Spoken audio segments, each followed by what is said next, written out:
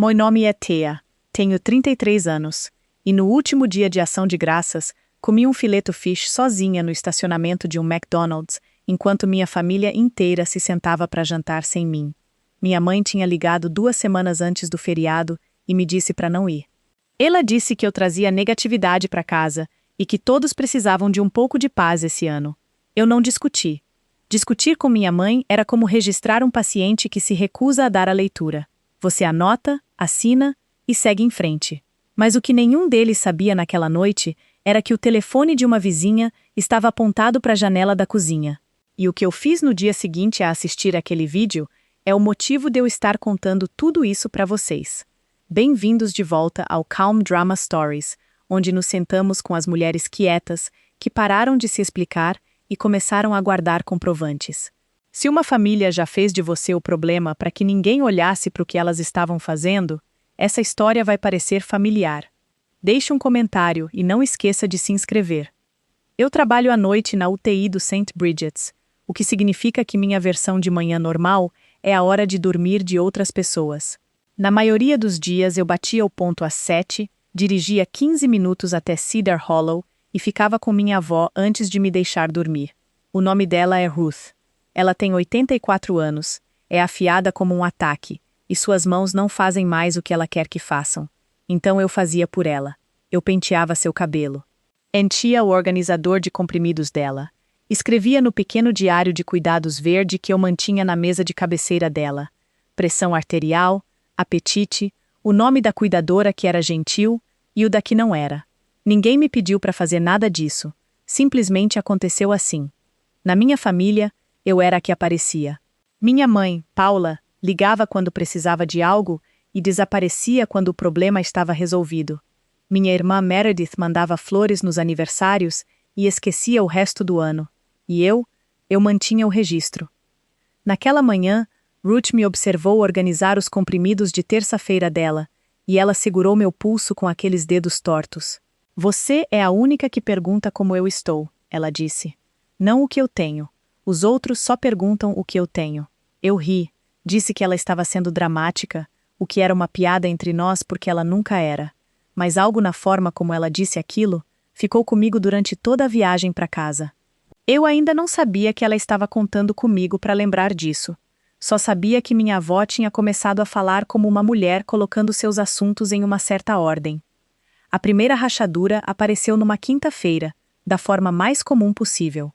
Ruth estava preocupada com o fundo de remédios dela, aquela pequena conta que usávamos para os suplementos e as boas meias de compressão que o plano de saúde dela não cobria. Disseram que está baixo de novo, ela disse. Você já tirou dinheiro para as meias? Abri o extrato no meu celular ali mesmo no quarto dela, e lá estava, um saque de $3.200 11 dias antes. Fiquei olhando daquele jeito que você olha para um monitor quando o número não bate com o paciente na sua frente. Meu primeiro pensamento não foi fraude. Meu primeiro pensamento foi que eu tinha cometido um erro. É assim que funciona quando você é a responsável. Você assume que a falha é sua antes de deixar que seja de outra pessoa. Revisei minhas próprias anotações. Eu tinha registrado cada dólar que já tinha movimentado, até os recibos da CVS. Esse não era meu. E quando olhei mais acima na página, não era o único que eu não reconhecia. Havia outro no mês anterior e outro antes daquele. Pequenos o suficiente para que ninguém observando casualmente notasse. Grandes o suficiente para que, somados, tivessem esvaziado a maior parte do que Ruth tinha guardado para si mesma. Fiquei muito quieta e fiz as contas 2 vezes. Ruth estava observando meu rosto. Ela perguntou. Eu disse que não era nada, que eu tinha resolvido. Foi a primeira mentira que contei para protegê-la, e não seria a última, porque alguém estava mexendo no dinheiro da minha avó, e todo o instinto que eu tinha como enfermeira estava me dizendo para descobrir quem antes de dizer uma única palavra em voz alta. Fiz o que se deve fazer. Liguei para o banco na manhã seguinte antes do meu turno, ainda de uniforme na mesa da cozinha. Pedi que me explicassem os saques. Pedi que congelassem a conta. E foi aí que esbarrei numa parede que eu não conseguia escalar. A conta não era só de Ruth. Era uma conta conjunta. Ruth e minha mãe, ambas titulares, aberta anos atrás por conveniência depois do primeiro pequeno derrame de Ruth. Eu era procuradora dela e responsável legal por suas decisões de saúde. Mas nessa conta, eu não era ninguém. Uma cotitular pode sacar fundos sem a autorização do outro titular.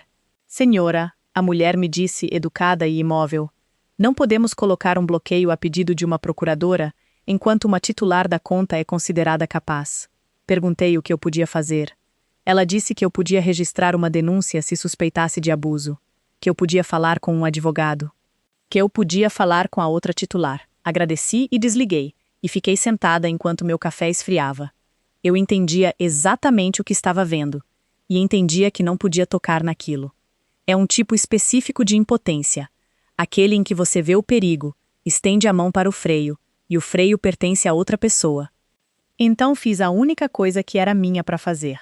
Comecei a guardar tudo, capturas de tela de cada extrato, uma cópia do diário de cuidados, as datas numa planilha, numa coluna que rotulei de não explicado.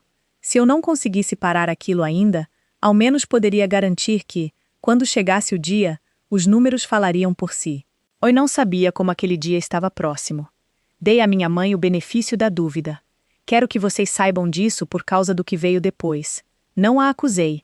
Mandei uma mensagem cuidadosa, gentil, do tipo que você mandaria para um familiar difícil de um paciente. Oi, mãe. A conta de cuidados da vovó está baixa, e tem alguns saques que eu não reconheço. Você sabe algo sobre eles? Só quero ter certeza de que o fundo dela está bem. Li 3 vezes antes de enviar. Fiz de propósito para soar suave. A resposta dela veio em menos de 1 minuto. Então agora, você está me acusando de roubar da minha própria mãe. Eu não tinha usado a palavra roubar, não tinha dito o nome dela, mas ela ouviu do mesmo jeito, o que já era uma resposta em si. Tentei recuar. Disse que só estava tentando proteger a vovó. Isso piorou tudo.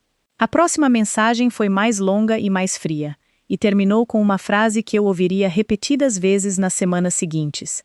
Você sempre trouxe negatividade para essa família, Thea. Sempre. Todo mundo vê isso, menos você. Fiquei sentada com o celular na mão e senti o velho reflexo surgir. A vontade de pedir desculpas, de suavizar, de ser fácil de novo. Não respondi nada. Em vez disso, tirei uma captura de tela. Depois outra. Sei que parece frio, mas eu já tinha trabalhado o suficiente com conflitos familiares ao redor de leitos de hospital para saber que a pessoa que recorre à palavra negatividade geralmente é a pessoa que não quer que você olhe para algo específico. Só não entendia ainda o quanto ela estava disposta a fazer para me impedir de olhar. Eu pensava que o pior que ela faria era me fazer sentir pequena. Ela já estava planejando algo muito maior do que isso. Para entender por que minha mãe estava tão brava, vocês precisam saber o que minha avó tinha feito 1 ano antes. Depois do segundo derrame de Ruth, pequeno, mas suficiente, ela me pediu para levá-la ao escritório de um advogado, só eu. Ela assinou papéis me tornando sua procuradora e responsável por decisões de saúde. Não minha mãe, a própria filha dela. Eu, na época, achei que era prático. Oi era a enfermeira, eu estava em todas as consultas, mas Paula tomou aquilo como um veredito, e talvez fosse mesmo. Ruth tinha observado quem aparecia, e tinha feito sua escolha, e minha mãe nunca tinha perdoado nenhuma de nós duas por isso. Meredith não ajudava. Minha irmã tinha opiniões sobre a casa da vovó, uma casa de 3 quartos quitada na Larkin Street, que valia mais do que qualquer outra coisa que a família possuía. Está só ali parada, Meredith gostava de dizer, gastando dinheiro com impostos. Ela sugeria vender a casa em todos os feriados, sempre disfarçado de preocupação com o conforto da vovó, sempre voltando ao número. Eu costumava pensar que eles eram apenas indelicados. Estava começando a entender que eram gananciosos. E por baixo de tudo isso, havia uma coisa que Ruth tinha me dito meses antes. Numa tarde em que ela estava cansada e sincera.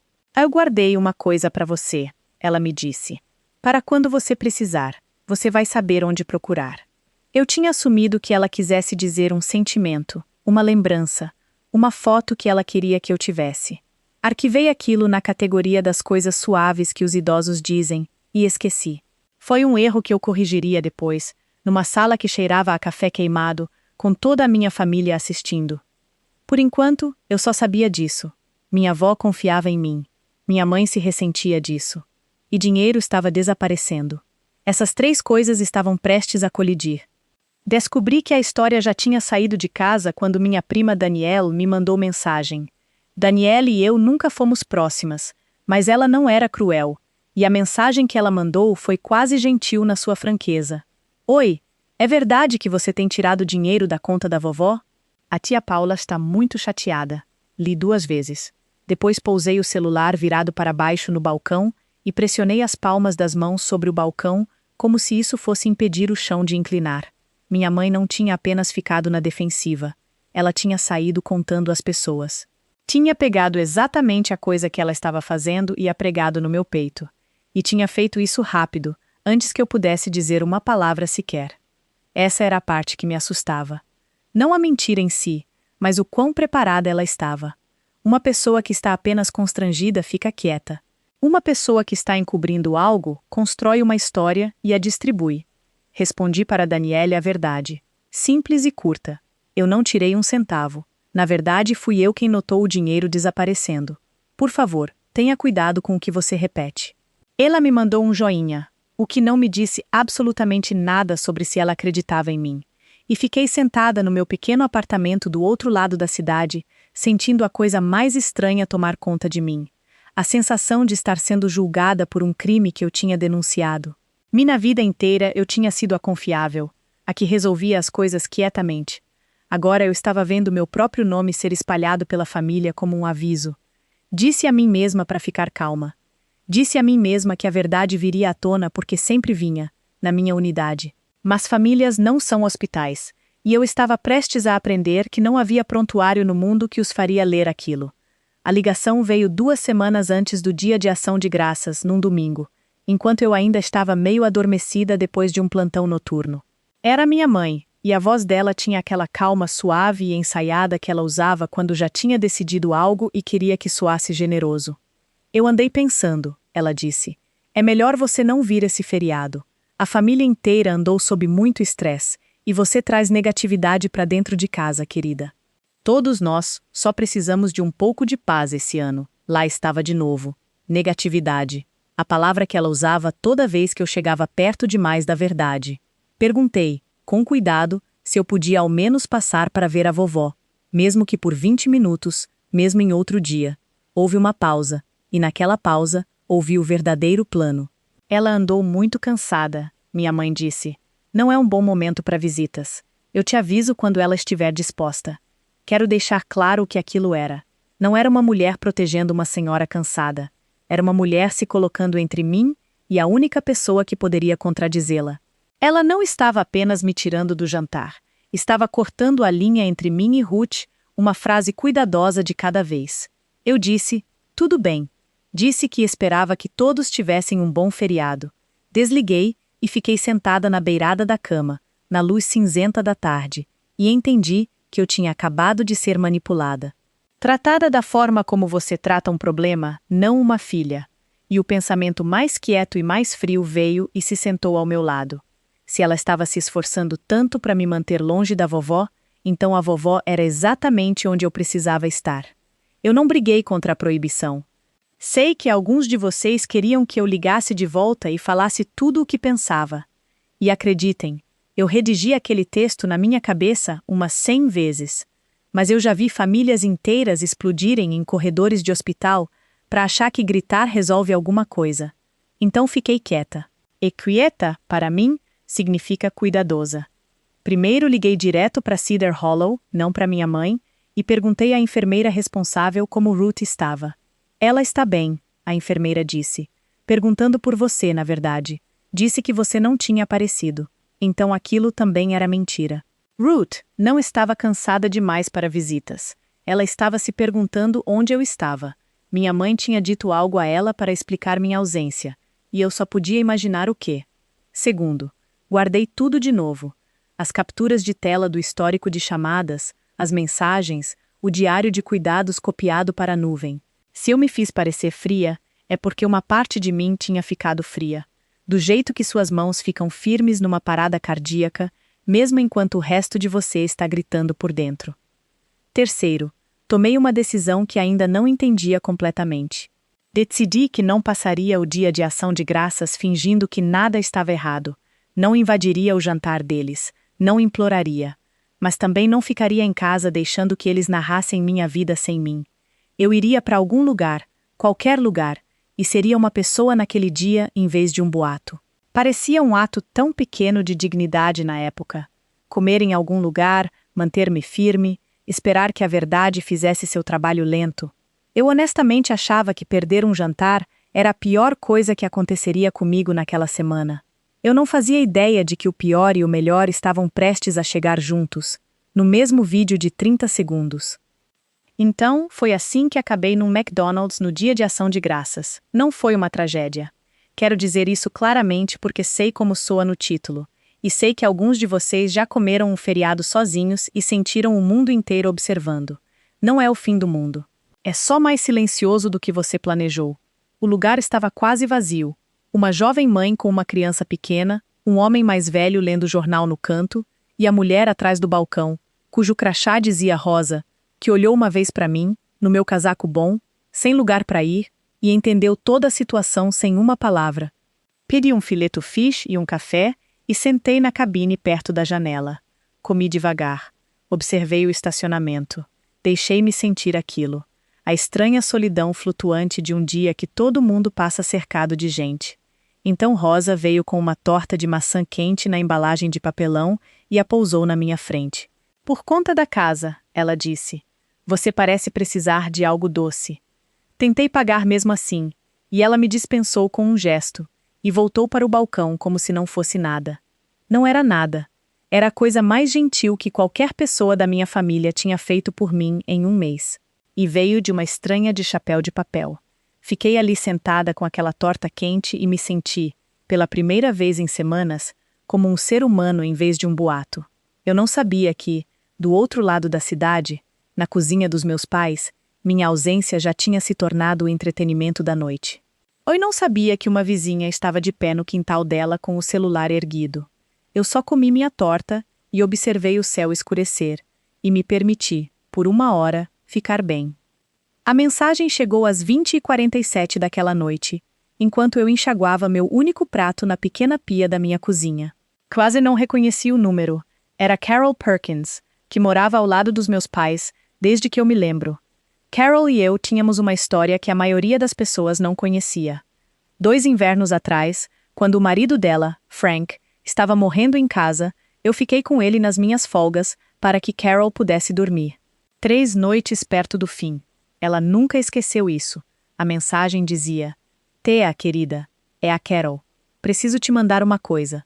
Fiquei pensando nisso o jantar inteiro e não consigo guardar para mim. Achei que você deveria ver o que falaram sobre você quando você não estava lá.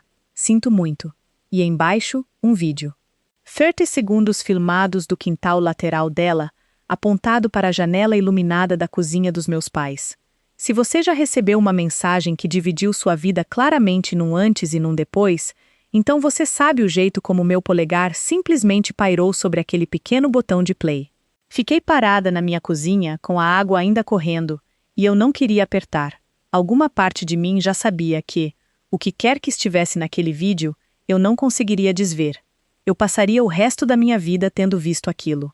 Mas eu nunca, em 33 anos, consegui desviar o olhar da verdade só porque ela ia doer. Essa é a característica que me tornou uma boa enfermeira e uma filha difícil. Então desliguei a torneira. Sequei as mãos na calça jeans, devagar, como se isso fosse me dar tempo. Sentei-me à mesa da cozinha e apertei play. Fiquem comigo, porque tudo o que eu sou agora começou nos próximos 40 segundos. O vídeo abria na cozinha dos meus pais, quente e distante através do vidro. Todos os meus parentes reunidos ao redor da mesa boa. Não dava para ver os rostos perfeitamente, mas dava para ouvi-los, porque o celular de Carol estava perto e a janela estava entreaberta por causa do calor do forno. Havia o tilintar da porcelana de casamento da minha avó, o jogo que ela só tirava nos feriados, e então a voz da minha mãe se ergueu num brinde, tranquila e satisfeita. Sinceramente, ela disse, é um alívio ela não ter vindo. A noite toda fica mais leve sem ela. Um pequeno murmúrio de concordância passou pela mesa. Alguém riu. A voz baixa e indistinta do meu pai. E então a voz da minha irmã. clara como tudo, cortando o calor. Você já fez a ligação? Tem que fazer antes que ela descubra a conta. Minha mãe, casual. Segunda-feira está resolvido. Ela vai estar ocupada demais se defendendo para ficar investigando. Mais risadas. Alguém disse, graças. O vídeo terminou. Fiquei sentada à mesa da cozinha e percebi que minhas mãos tinham ficado frias. O tipo específico de frio que eu conhecia das noites ruins na unidade. Quando o corpo puxa o sangue para dentro para proteger as partes importantes. Disse a mim mesma que tinha ouvido errado. Disse a mim mesma que o áudio estava ruim, que a ligação podia ser qualquer coisa, que eu estava fazendo exatamente o que minha mãe me acusava de fazer, enxergando escuridão num jantar de família. Porque era isso que tinham me treinado a fazer durante 33 anos. Quando algo parecia errado, presumir que a falha estava na minha audição, não neles. Então fiz o que qualquer pessoa cuidadosa faz quando a leitura não faz sentido. Não confiei no meu pânico. Não liguei para ninguém. Pousei o celular na mesa. Respirai fundo e apertei play de novo. Eu precisava ouvir uma segunda vez, limpa, sem meu próprio medo falando por cima. E na segunda vez, não sobrou nenhum mal-entendido para se esconder atrás. Na segunda vez, aumentei o volume no máximo e escutei como se fosse um relatório do qual eu seria testada. E as palavras se reorganizaram em algo que eu não conseguia mais fingir que não era o que era. Você já fez a ligação? Tem que fazer antes que ela descubra a conta. Aquela era Meredith. Segunda-feira. Está resolvido. Ela vai estar ocupada demais se defendendo para ficar investigando. Aquela era minha mãe. E então, mais baixo, sob as risadas, uma frase que eu tinha perdido na primeira vez, porque não tinha querido ouvi-la. Minha mãe de novo, dizendo: assim que o condado tiver isso no papel, eles vão ter que olhar para ela, não para nós. O condado no papel, olhar para ela, não para nós.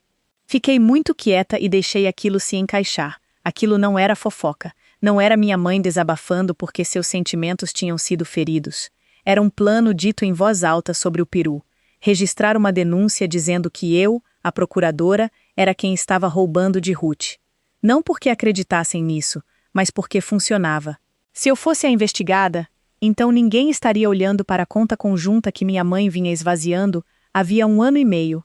Ela ia entregar à polícia uma suspeita para que parassem antes de chegar até ela. E a suspeita era eu. Quero dizer a vocês que eu desmoronei. Acho que uma pessoa mais saudável teria desmoronado, mas algo em mim ficou muito quieto e muito claro. Do jeito que a unidade fica quieta às 4 da manhã, quando finalmente não resta nada a fazer além da próxima coisa certa. Não chorei, não liguei para ninguém e não mandei uma mensagem da qual eu me arrependeria. Em vez disso, abri o laptop. Criei uma nova pasta. Dei a ela o nome da data e arrastei aquele vídeo para dentro dela antes de fazer qualquer outra coisa, porque a enfermeira em mim sabia uma regra que nunca falha numa família. A pessoa que documenta primeiro é a pessoa que ainda está de pé no final. Quase não dormi, e às 6 da manhã seguinte já estava no carro dirigindo para Cedar Hollow. Horário de visita ou não, procuração suspensa ou não, eu precisava ver minha avó antes da segunda-feira da minha mãe. A cuidadora da manhã, Denise, me conhecia e me deixou entrar. Ruth estava acordada, sentada, observando o estacionamento pela janela como sempre fazia. Quando me viu, o rosto inteiro dela mudou. Aí está você, ela disse, como se eu tivesse me perdido. Disseram que você não queria vir. Sentei na beirada da cama dela e segurei suas mãos tortas, e não contei a ela sobre o vídeo. Ainda não. Em vez disso, perguntei a coisa que vinha me rondando desde a noite anterior. Vovó, você disse uma vez que guardou uma coisa para mim, que eu saberia onde procurar. Ela ficou quieta por um momento. Depois apontou um dedo dobrado para o armário baixo debaixo da mesa de cabeceira dela, onde ela guardava os cobertores extras. Embaixo, ela disse. Debaixo do edredom. É sua agora. Acho que é hora. Ajoelhei-me e enfiei a mão sob o edredom dobrado, e minha mão fechou-se em torno de metal frio. Era uma velha lata de biscoitos de manteiga, daquelas azuis dinamarquesas, amassada num canto. Tirei-a e forcei a tampa para abrir. Dentro, enrolado num lenço, havia uma pequena pilha de papéis, sua procuração duradoura, autenticada em cartório, meu nome escrito nela em preto no branco, sua diretiva de saúde e uma cópia de um trust, A casa na Larkin Street, colocada nele, protegida. E em cima de tudo, uma única página com a caligrafia trêmula dela. Você é a única que sempre me perguntou como eu estava, não o que eu tinha. Se um dia disserem que eu não te escolhi, isto prova que escolhi. Não deixe que contem minha vida de volta para mim errada. Vovó. Ajoelhei-me naquele chão de linóleo frio e li 2 vezes. Depois olhei para Ruth e ela apenas balançou a cabeça. Uma vez, como uma mulher que já sabia havia 1 ano exatamente o que estava fazendo. Liguei para um advogado naquela mesma tarde. O nome dele era Alan Hale, um advogado especializado em direito do idoso que uma colega de trabalho tinha usado para o pai dela. E ele tinha a voz calma e sem pressa de um homem que já tinha visto toda a coisa feia que uma família pode fazer a si mesma. Contei tudo a ele, os saques, a conta conjunta, a proibição, o vídeo, a lata de biscoitos. Ele me deixou terminar tudo sem interromper, e foi assim que soube que ele era bom. Certo, ele disse quando terminei. Primeiro, a acusação. Dizer às pessoas que você roubou da sua avó, isso é calúnia por si só. Acusar alguém de um crime é uma das categorias em que a lei presume o dano. Você não precisa provar que isso destruiu sua reputação. Isso é presumido. Perguntei sobre o vídeo. Ele foi cuidadoso ali. O vídeo é útil, mostra a intenção, mas eu não quero que todo o seu caso dependa do celular de uma vizinha. Gravações são contestáveis, papel não é. Então ele disse a coisa que se tornou minha bússola pelas 6 semanas seguintes. Eles vieram até você com palavras, Thea. Boatos, uma ligação, uma denúncia que ainda nem registraram.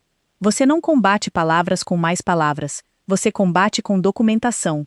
Você tem um diário de cuidados, tem recibos, tem extratos bancários, deixe o papel falar. Ele me disse para não confrontar minha mãe, não postar nada, não avisá-los. Deixe eles registrarem a denúncia. Se eles registrarem, ele disse, se eles mentiram para o condado, isso já não é mais só crueldade. É uma denúncia falsa a uma agência governamental. Isso é crime. Deixe eles caminharem direto para isso. Desliguei e fiquei ali sentada com aquilo por um bom tempo. Por semanas, eu tinha me sentido acaçada. Alan tinha acabado de me entregar, calmamente, a coisa que estava faltando. Não uma arma, um método, e um método com o qual eu podia trabalhar. Eles registraram a denúncia na segunda-feira, exatamente como minha mãe tinha dito que fariam. Descobri na quarta-feira, quando Cedar Hollow me ligou. Não era a enfermeira responsável simpática dessa vez. Era a assistente social do estabelecimento, e a voz dela era profissionalmente neutra de um jeito que fez meu estômago afundar antes mesmo de ela terminar a primeira frase. Senhorita Young, recebemos uma denúncia expressando preocupação sobre a gestão das finanças da sua avó, ela disse. Até que os serviços de proteção ao adulto concluam a revisão, somos obrigados a colocar uma suspensão na sua autoridade para tomar decisões em nome dela. É protocolo, não é um julgamento. Fiquei parada na sala de medicação no trabalho, com o celular pressionado contra o ouvido, e entendi que minha mãe tinha feito exatamente o que planejou sobre o Peru. Ela tinha feito uma ligação, tinha colocado no papel junto ao condado. E agora o sistema, o mesmo sistema cuidadoso e cauteloso em que eu confiava, tinha sido transformado na ferramenta dela. Minha procuração, aquela que Ruth escolheu com sua própria mão trêmula, estava congelada por conta da palavra das mesmas pessoas que a roubavam. Perguntei à assistente social se eu ainda podia visitar. Como familiar, sim, ela disse, mas não em nenhuma capacidade de tomada de decisão, e eu aconselharia você a cooperar totalmente com a investigadora. Totalmente. Eu disse a ela que pretendia cooperar mais totalmente do que qualquer pessoa que ela já tivesse conhecido. Sou estranho para ela, eu percebi. Mas eu quis dizer isso porque era isso que minha mãe não entendia sobre a armadilha que tinha construído. Ela achava que uma investigação era uma arma apontada para mim. Nunca tinha considerado que uma investigação é apenas um conjunto de perguntas. E eu era a única pessoa nessa família que tinha todas as respostas no papel, numa lata de biscoitos azul e numa planilha que eu vinha construindo silenciosamente havia semanas. Então fiz a coisa que eu faço melhor no mundo inteiro. Fiz aquilo fazer sentido no papel. Limpei a mesa da cozinha e trabalhei do jeito que trabalho um paciente complicado. Um sistema de cada vez. Sem pular etapas, sem presumir. Primeiro, o dinheiro. Peguei 18 meses de extratos e construí uma linha do tempo. Cada saque não explicado em sua própria linha, com data, $3.200 aqui, $1.500 ali. Depois uma sequência deles mais próximos uns dos outros conforme minha mãe foi ficando mais ousada. Quando somei a coluna no final, o número ficou ali, me encarando. $47.900 desaparecidos. Quase tudo o que Ruth tinha. Depois coloquei meus próprios registros ao lado. Cada dólar que eu já tinha colocado, e eu tinha colocado, não tirado. $6.000 do meu próprio dinheiro ao longo de 2 anos para suplementos e meias e as coparticipações que o Medicare deixava de fora. Eu tinha os recibos da CVS. Tinha os comprovantes da farmácia com meu nome. Tinha o diário de cuidados verde. Cada entrada na minha própria letra, cada visita, cada sinal vital. 2 anos de aparecer, em tinta de caneta esferográfica. E então, fiz a única coisa que transformou uma história triste num caso. Cruzei as datas dos saques, com minhas mensagens, e histórico de ligações com minha mãe. O grande saque de setembro coincidia com uma mensagem em que ela reclamou comigo sobre a situação do meu pai. O de junho veio 3 dias depois de uma mensagem de voz sobre um empréstimo que eles precisavam cobrir. O dinheiro não estava vagando por aí sem destino. Tinha uma direção, e a direção era a casa dos meus pais. Sentei-me e olhei para tudo aquilo espalhado na mesa às 2 da manhã, as colunas, os recibos, o diário, os papéis da lata de biscoitos esperando num canto.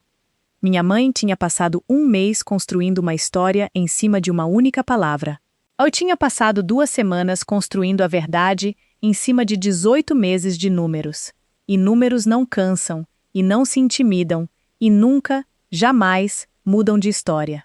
Fui até a casa de Carol num sábado para agradecer a ela e para pedir algo que eu não tinha certeza se ela diria sim. Ela fez café e nos sentamos na cozinha onde ela tinha cuidado de Frank. E eu disse a ela gentilmente que talvez precisasse dela. Não para atacar ninguém, só para contar a verdade sobre o que ela tinha filmado e por quê. Ela não hesitou do jeito que eu tinha me preparado para esperar. Kea, ela disse, pousando a xícara. Eu me sentei com sua avó em mais jantares de igreja do que consigo contar. E fiquei com você nas últimas 3 noites de vida do meu Frank, quando nenhum dos seus parentes sequer trouxe um prato de comida. Eu sei exatamente quem você é. E sei o que ouvi por aquela janela. Ela me disse que já estava incomodada havia meses. Tinha visto o carro novo da minha mãe, visto o rosto do meu pai ficando cinzento de preocupação, ouvido vozes altas atravessando o quintal nas noites de verão. O vídeo não tinha surgido do nada. Tinha sido a última gota de uma pilha que ela vinha observando crescer. Diga ao seu investigador para me ligar, ela disse. Vou dizer cada palavra sob juramento, se precisar. Perguntei a ela com cuidado se ela entendia no que estava se metendo. Que isso a colocaria contra vizinhos com quem tinha convivido por 30 anos. Ela apenas me olhou do jeito que minha avó olhava. Tem coisas que você não pode se dar ao luxo de ficar confortável, ela disse. Voltei para casa mais leve do que estava havia 1 mês, porque agora eu sabia que o relatório do condado estava chegando e que haveria uma reunião, todos nós numa sala só. E pela primeira vez, eu não estava temendo. Estava começando silenciosamente a esperar por aquilo. A investigadora dos Serviços de Proteção ao Adulto se chamava Dana Ruiz, e gostei dela nos primeiros 5 minutos, o que me surpreendeu porque ela tinha sido enviada para me investigar. Ela tinha uns 50 anos, direta, com a paciência tranquila de alguém que já tinha ouvido todas as versões de todas as histórias de família. Ela veio ao meu apartamento porque eu pedi, e eu tinha a mesa arrumada, não com comida, com evidências. A maioria das pessoas que visito quer me contar sobre os sentimentos delas. Ela disse, olhando para as pilhas organizadas. Você tem colunas. Sou enfermeira, eu disse a ela. Eu registro. Ela se sentou, e eu a guiei pelo material, do jeito que guiaria um médico novo por um paciente complicado. Sem opiniões, só a linha do tempo, os saques, meus depósitos indo na direção oposta, o diário de cuidados, os recibos, as datas alinhadas com as próprias mensagens da minha mãe. Ruiz fez boas perguntas e anotou coisas e não deixou transparecer nada, o que eu respeitei. Quando cheguei aos papéis do trust da lata de biscoitos, ela pausou. Essa trust. A casa está protegida aqui dentro.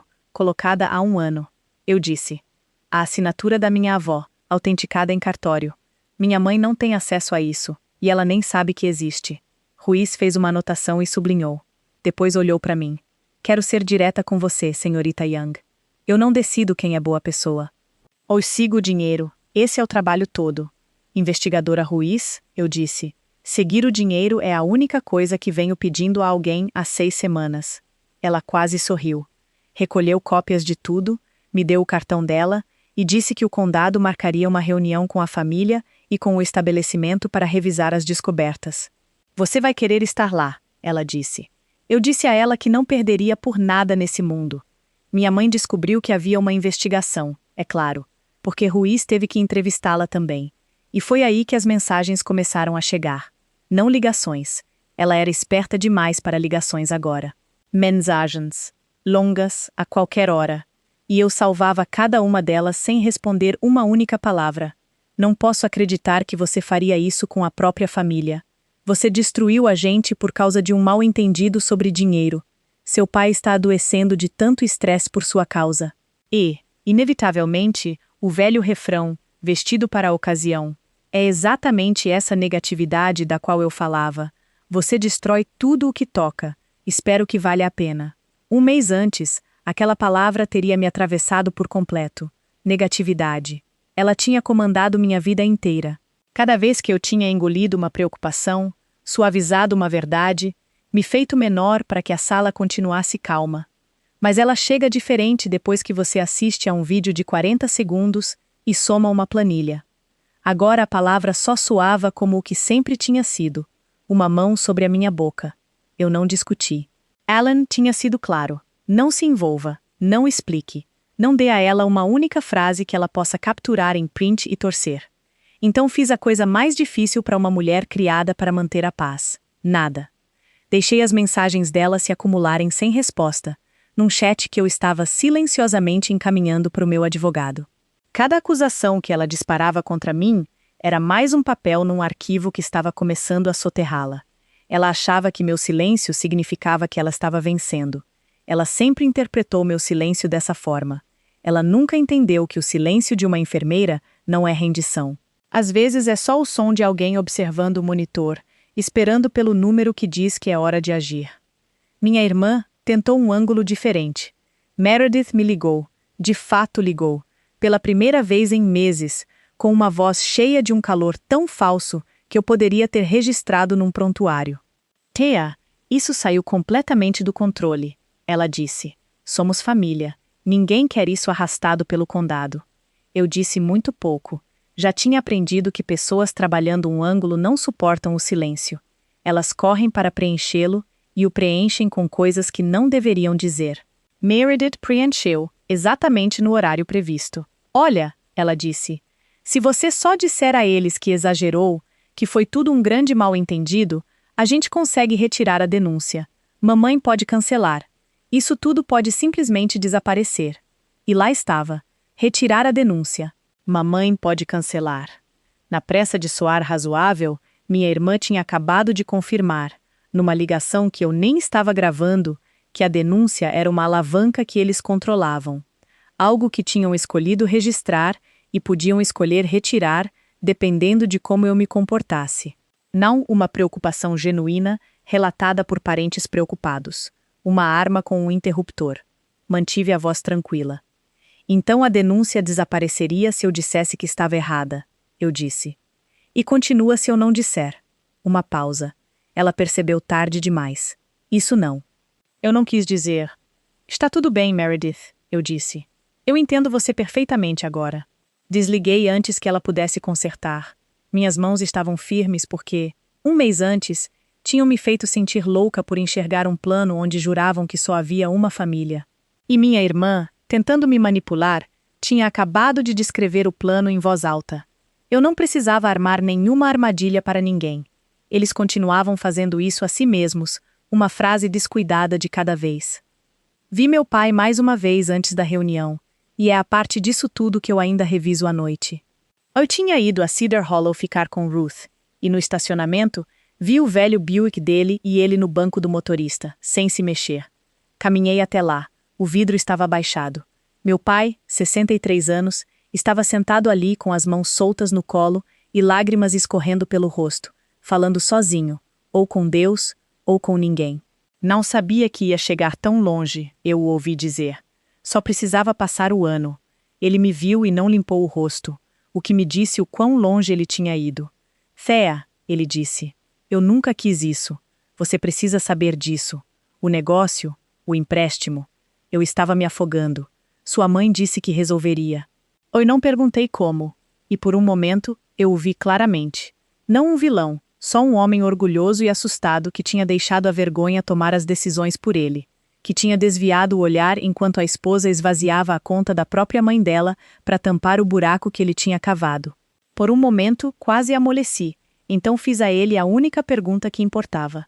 Pai, você vai contar isso à investigadora Ruiz?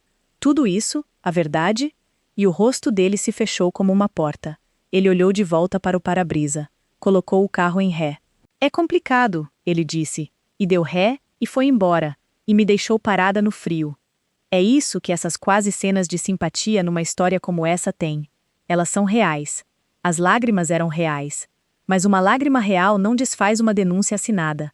Ele tinha a verdade bem ali na boca, e a engoliu para se proteger. Parei de sentir pena dele em algum lugar perto da placa de saída.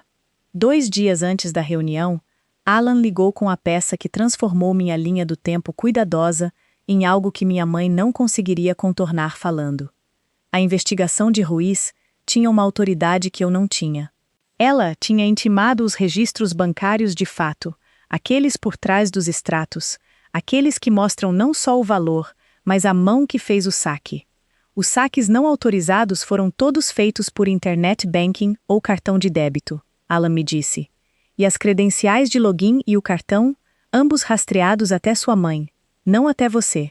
Seu nome não aparece em um único deles. Sentei-me. Eu já sabia aquilo nos meus ossos, mas saber nos ossos e ver num registro intimado são 2 tipos diferentes de certeza. Tem mais, ele disse. Tem uma transferência. $14.000, saindo da conta conjunta da sua avó para uma conta em nome do seu pai. Data de 3 dias antes de um pagamento de empréstimo do negócio dele fracassado. As datas batem, Thea. Batem exatamente. Tudo o que meu pai tinha confessado naquele estacionamento. O banco tinha acabado de confirmar. O negócio se afogando, o empréstimo. Sua mãe disse que resolveria. Ela tinha resolvido, roubando uma mulher de 84 anos e depois culpando a única neta que tinha notado. Então o que acontece agora? Perguntei. Agora, Alan disse, não fazemos nada dramático. Entramos naquela reunião na quinta-feira e deixamos a investigadora Ruiz apresentar o que ela encontrou. Você não acusa ninguém. Você não levanta a voz. Você só leva a lata de biscoitos e o arquivo, e deixa o papel fazer exatamente o que papel faz. Agradeci e desliguei, e olhei para a lata de biscoitos azul em cima do balcão. 6 semanas me sentindo a acusada, e tudo se resumia a isso. Na quinta-feira, a família que tinha me colocado em julgamento descobriria quem realmente tinha estado segurando as evidências o tempo todo. Alan me deu uma escolha na noite anterior, e quero contar a vocês sobre isso porque é a parte da qual mais me orgulho. Nós não precisamos de fato da reunião de família, ele disse. Posso enviar as descobertas de Ruiz para o condado, limpamos seu nome por escrito, restauramos sua procuração, e você nunca mais precisa se sentar numa sala com essas pessoas. Quieto, limpo. Você sai impecável e nunca mais vê os rostos deles. Foi tentador. Deus, foi tentador. 6 semanas de exaustão queriam a saída silenciosa. Mas pensei em Ruth na cadeira de rodas, que tinha sido ensinada a vida inteira a se sentar e deixar que os outros narrassem por ela. Pensei na palavra negatividade e como ela só tinha funcionado porque acontecia onde ninguém podia contradizê-la. Em jantares para os quais eu não era convidada, em ligações para parentes sobre um peru com a janela entreaberta. Mentiras vivem em privado. Esse é o habitat delas por inteiro. Não, eu disse a Alan. Eu quero a reunião. Eu quero isso numa sala com todos eles presentes e com minha avó presente, não para puni-los. Já superei isso. Eu quero a verdade dita em voz alta no mesmo lugar onde a mentira nasceu, para que minha avó a ouça com os próprios ouvidos. Alan ficou quieto por um segundo. Você entende que isso é mais difícil para você? Ele disse. Sim, eu disse. Mas é mais fácil para ela, e ela é quem teve que conviver com isso por mais tempo. Ellen não discutiu, só disse: então é isso que vamos fazer. Desliguei e separei minhas roupas para a manhã seguinte como se fosse um plantão. Algo simples, algo firme, e coloquei a lata de biscoitos perto da porta, onde eu não pudesse esquecer. 6 semanas eu tinha esperado pela sala. Amanhã, finalmente, eu entraria nela. A reunião foi numa pequena sala de conferências em Cedar Hollow, do tipo com uma mesa longa de madeira falsa e uma cafeteira gorgolejando no canto e uma luz fluorescente que faz todo mundo parecer cansado e honesto. Cheguei cedo. Ruiz já estava organizando pastas. Alan sentou ao meu lado com sua maleta e então, um por um, minha família entrou e eu observei-os chegar, acreditando que tinham vencido. Minha mãe entrou primeiro, vestida como se fosse a igreja, o queixo erguido, o rosto inteiro organizado na dignidade ferida de uma mulher prestes a ser reivindicada. Meu pai veio atrás, cinzento e pequeno, evitando meu olhar. Meredith, por último, celular na mão, já parecendo entediada, como se aquilo fosse uma formalidade entre ela e a casa da vovó. Eles achavam que aquela era a reunião em que o condado finalmente me tiraria minha autoridade de vez. Achavam que sairiam com o controle dos cuidados de Ruth, da conta dela, da casa dela. Minha mãe até me deu um sorriso pequeno e piedoso ao se sentar, do tipo que você dá a alguém que você já venceu. Eu não sorri de volta. Também não a encarei. Só fiquei sentada com as mãos entrelaçadas sobre a lata de biscoitos azul na minha frente, do jeito que Ruth costumava entrelaçar as mãos na igreja. Então a porta se abriu mais uma vez, e uma cuidadora empurrou minha avó para dentro. Ruth, arrumada, cabelo feito, olhos afiados, absorvendo a sala inteira num lento olhar. O rosto da minha mãe vacilou. Ela não esperava que Ruth estivesse ali, presente, observando. A cadeira de Ruth foi posicionada na cabeceira da mesa, onde ela pertencia. Ela encontrou meus olhos e me deu o menor dos acenos, e senti tudo se acomodar no meu peito, calmo e frio e certo. Eles tinham construído aquela sala para me enterrar nela. Só não tinham verificado quem estava trazendo o arquivo. Ruiz abriu explicando o propósito da reunião, calma e procedural. E minha mãe nem esperou ela terminar. Ela tinha vindo para atuar e atuou. Antes de continuarmos, ela disse, secando um olho seco, eu só preciso que todos aqui entendam o quanto isso tem sido difícil. Minha filha se aproveitou da confiança da minha mãe. Ela teve acesso àquela conta. Ela é a chamada procuradora, e o dinheiro sumiu. Eu criei essa criança. Sei do que ela é capaz. Ela se virou para Ruth, suavizando a voz em mel. Mamãe, sinto muito você ter que ouvir isso sobre ela. Tentei te proteger disso. Meredith balançava a cabeça em concordância, murmurando apoio na hora certa. Foi uma boa atuação. 6 semanas antes, talvez até tivesse funcionado em mim. Era tão bem ensaiada assim. O quão suavemente ela vestia o papel da mãe ferida, defendendo uma avó indefesa de uma enfermeira gananciosa. Eu observava o rosto da minha avó enquanto minha mãe falava. Ruth não reagiu. Ela apenas observou a própria filha mentir sobre mim com aqueles olhos velhos e afiados, e algo na mandíbula dela ficou muito quieto. Minha mãe terminou e cruzou as mãos e olhou para Ruiz, esperando que o condado concordasse com ela. Alan, ao meu lado, não se mexeu. Ele tinha me dito como isso iria acontecer. Deixe ela construir o quanto quiser, tinha dito. Quanto mais alto ela construir, mais longe ela cai. Então deixei ela ter seu momento. Fiquei quieta, com as mãos sobre a lata. E quando Ruiz se virou para mim e perguntou, calmamente, Senhorita Young, gostaria de responder? Eu não levantei a voz. Não chorei. Só abri a tampa de uma lata de biscoitos azul amassada. E comecei a colocar a verdade sobre a mesa, uma página de cada vez. Fiquei em pé porque Ruth tinha passado a vida sendo ignorada, sentada, e eu não ia responder por ela curvada. Minha voz saiu mais firme do que eu esperava. Não vou discutir com minha mãe, eu disse. Vou só mostrar o que é verdade. Coloquei a primeira página na mesa. Estes são 18 meses da conta da vovó. Cada saque que eu não fiz está destacado. Chega a R$ 47.900. Coloquei a próxima. Estes são meus depósitos. $6.000. Meu próprio dinheiro entrando, não saindo. A próxima. Este é meu diário de cuidados. 2 anos de visitas na minha letra. E estes são recibos de farmácia com meu nome. Minha mãe começou a falar, e Ruiz levantou uma mão, não sem gentileza, e minha mãe parou. Continuei, quieta e uniforme, colocando tudo como cartas. Esta é uma cópia da procuração duradoura que minha avó assinou há 1 ano, a assinatura dela, autenticada em cartório. E isto, coloquei a página escrita à mão de Ruth, é a última coisa que saiu da lata. Um bilhete que ela escreveu para mim, caso alguém um dia dissesse que ela não me escolheu. A sala tinha ficado muito quieta. O rosto da minha mãe estava fazendo algo complicado. E olhei bem para ela e disse a coisa que eu vinha carregando havia 6 semanas, e disse suavemente porque não precisava de nenhum volume. Você disse a todo mundo que eu trago negatividade para essa família. Deixei aquilo pairar por 1 segundo. O que eu realmente trouxe foi documentação. Ninguém riu. Ninguém se mexeu. Meredith tinha largado o celular em algum momento sem perceber. Meu pai estava encarando a mesa como se ela pudesse se abrir. E Ruth? Ruth estava me olhando com o queixo erguido e os olhos brilhantes e úmidos. Do jeito que você olha para alguém que finalmente disse a coisa que você esperou a vida inteira para ouvir dita em voz alta, numa sala onde importava, onde ninguém podia fingir que não tinha ouvido. Então a investigadora Ruiz abriu sua própria pasta, e a sala descobriu que eu não tinha trabalhado sozinha.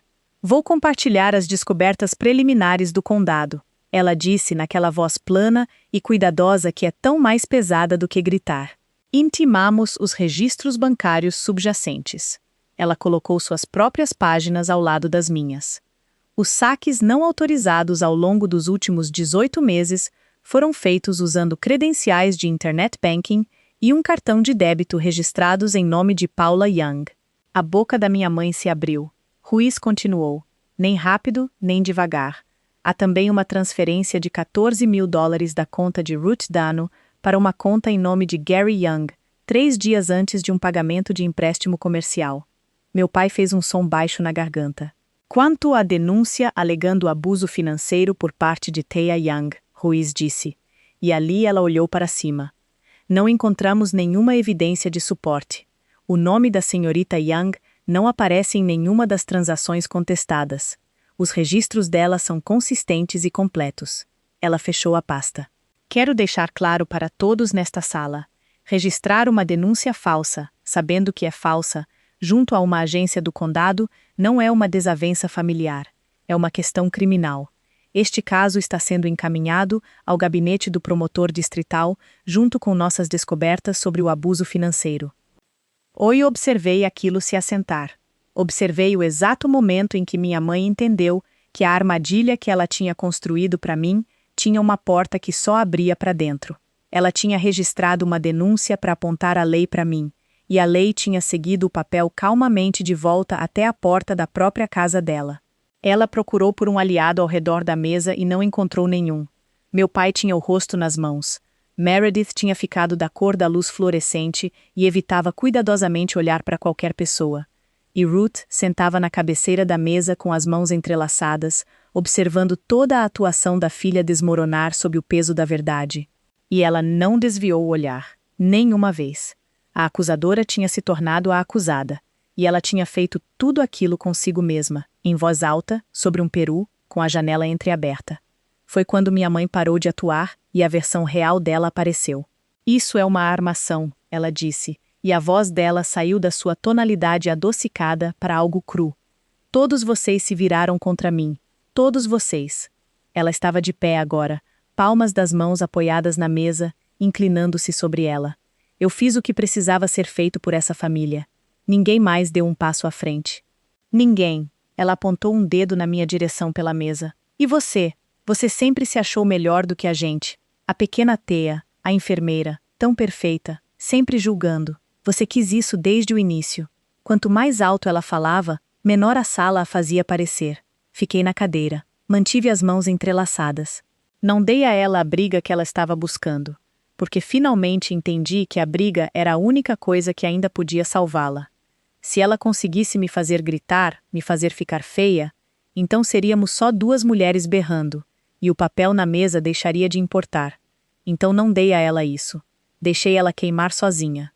Quando finalmente ficou sem fôlego, a sala ficou completamente silenciosa, exceto pela cafeteira. E naquele silêncio, eu disse a única coisa que ainda tinha a dizer a ela, e disse gentilmente, quase com carinho, porque eu quis dizer aquilo mais como um encerramento do que como uma ferida. Você chamou de negatividade porque ela começou a fazer perguntas, era mais difícil de dizer em voz alta. Ela não teve resposta para isso, não havia nenhuma. E então me virei, definitivamente, para longe da minha mãe, e olhei em vez disso, para a única pessoa naquela sala, por quem eu tinha entrado ali. Minha avó, que já estava estendendo a mão para a minha. Ruth segurou minha mão, e o aperto dela era mais forte do que tinha qualquer direito de ser. Então ela fez algo que vou lembrar pelo resto da minha vida. Ela falou, não para mim, para a sala inteira, naquela voz fina e clara que fez todos se inclinarem para ouvir. A voz de uma mulher que tinha ficado quieta por 84 anos e tinha decidido que estava cansada de ficar quieta. Eu escolhi a teia, ela disse. Todas as cabeças se viraram. Eu me sentei naquele escritório de advocacia há 1 ano, e eu estava em plena consciência, e eu a escolhi de propósito. Ela olhou para minha mãe então, sua própria filha, e o rosto dela carregava algo que não era raiva e não era exatamente perdão. Era só a verdade, finalmente sem medo da mesa onde estava sentada. Porque ela é a única que sempre perguntou como eu estava, Ruth disse, e não o que eu tinha. Ela deixou aquilo pairar sobre todos eles. Depois, mais suave, mas com ferro por baixo. Não ouse dizer que eu não sabia o que estava fazendo. Não ouse me contar minha vida de volta errada. Ninguém falou. Minha mãe se sentou devagar, como se as pernas dela tivessem parado de obedecer. E minha avó apertou minha mão uma vez, do jeito que fazia quando eu era pequena e tinha medo de tempestades. E assim, a tempestade acabou. 6 semanas dela, encerradas por uma senhora numa cadeira de rodas que tinha esperado a vida inteira por permissão. Ela finalmente decidiu parar de precisar dela. A papelada se moveu mais devagar do que os filmes fariam você acreditar, mas se moveu. Minha procuração foi restaurada dentro de 1 semana, por escrito, com um pedido de desculpas do estabelecimento que eu não precisava, mas agradeci.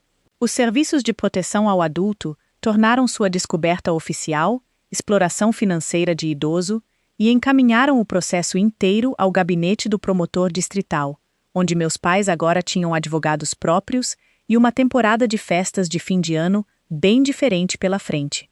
O banco abriu uma contestação sobre os saques não autorizados, e uma boa parte do dinheiro de Ruth começou lentamente a voltar. Pedi ao tribunal que designasse um curador independente para administrar as finanças daqui para frente, não eu, de propósito. Eu não queria ser mais uma parente com a mão perto da conta de Ruth.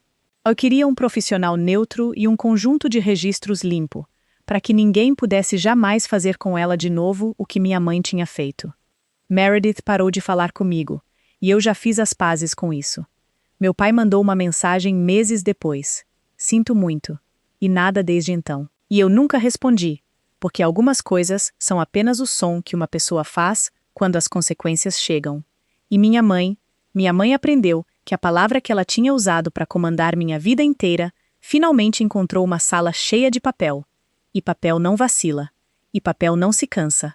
E papel nunca se importou com o quanto de negatividade ela dizia que eu carregava. Os números tinham uma direção o tempo todo. Eu só garanti que, no final, todos tivessem que segui-los até a porta para onde levavam. No dia de ação de graças seguinte, eu não me sentei à mesa dos meus pais. Não porque estava proibida dessa vez. Porque escolhi não ir. Há uma diferença. E levou 33 anos e uma lata de biscoitos azul para eu aprender isso. Você não precisa continuar pedindo um lugar numa mesa onde só te querem quando você é útil e te dispensam quando você faz perguntas. Então tirei Ruth de Cedar Hollow por uma tarde, coloquei-a no meu carro e perguntei aonde ela queria ir.